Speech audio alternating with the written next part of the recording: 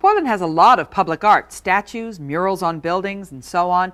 Most of it is concentrated in the downtown core. However, a new statue has just been erected in southeast Portland to honor a native son.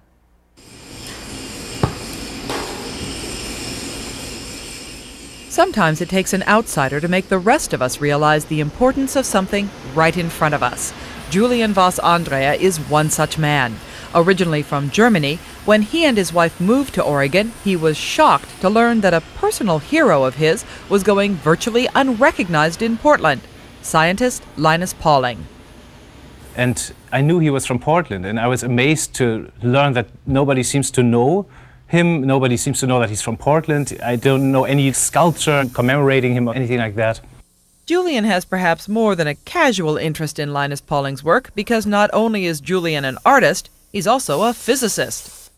I was early on interested in both kind of worlds, and I started drawing and painting intensely when I was 18 or so. But after a few years I got drawn to physics, and because mostly I was interested in certain philosophical questions physics can probably answer. And so then I went into that and did it 8 years, I guess, about, and then I went back to art. And in his art, Julian found a way to blend both interests by creating his own version of the alpha helix protein structure for which Linus Pauling is most famous. Then an internet search connected him with Terry Bristol, who was looking for a way to commemorate Linus Pauling. And then I proposed to make this piece, and he said that's a great idea, and he pays the material and I do the work. The whole thing was a major challenge for me, because I'm not an expert welder. I learned welding here in this art school. I never worked that big. It was a total challenge, everything, from the first beginning to the end. When it came to the placement for the statue, downtown Portland wasn't even considered. Both Terry and Julian wanted it to go on Southeast Hawthorne, right in front of Pauling's childhood home. It's where Linus Pauling lived when he was 9 years to 16. He had just lost his father and moved to this house, and they were struggling very hard financially. Despite the fact he had to work to get money for his family, he found time to lay the foundations for his love of science. You know, in the basement of this house, he had a laboratory there.